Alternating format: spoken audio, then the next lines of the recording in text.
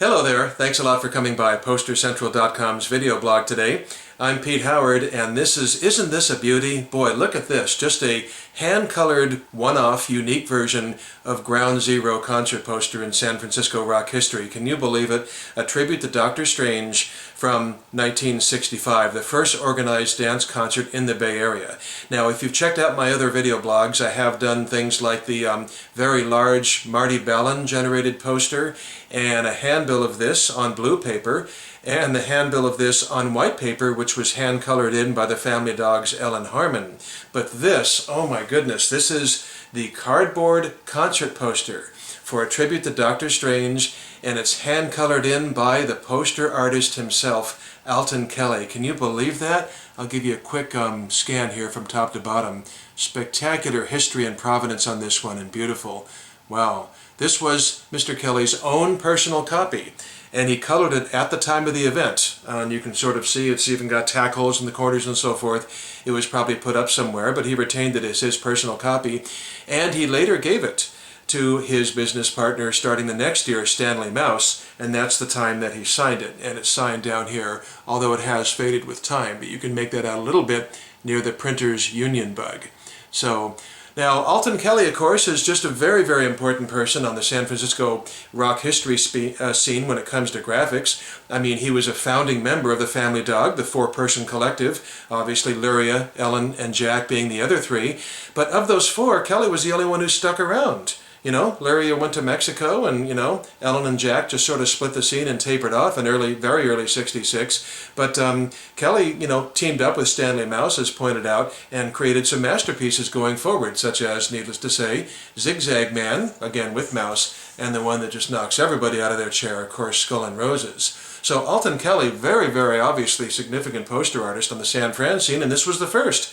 You know, just amazing. It just came so early. It's just so special. October, obviously the fall of 1965, and the first organized dance concert in San Francisco rock history. So it's, you know, it's one of these perfect posters where everything just comes together beautifully. But it's also unique in the fact that it belonged to Kelley and he handed it off to Mouse. I just love the autumn colors on this, and I guess that makes sense because it was the event occurred a couple of weeks into autumn.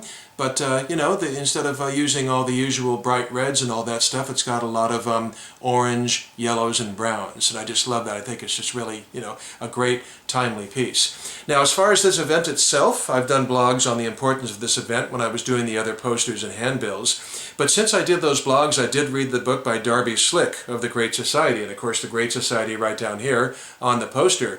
And interestingly, I like what Darby Slick said about this event. It was so seminal. He said, "The overwhelming part of the experience was the certainty of the birth of a scene."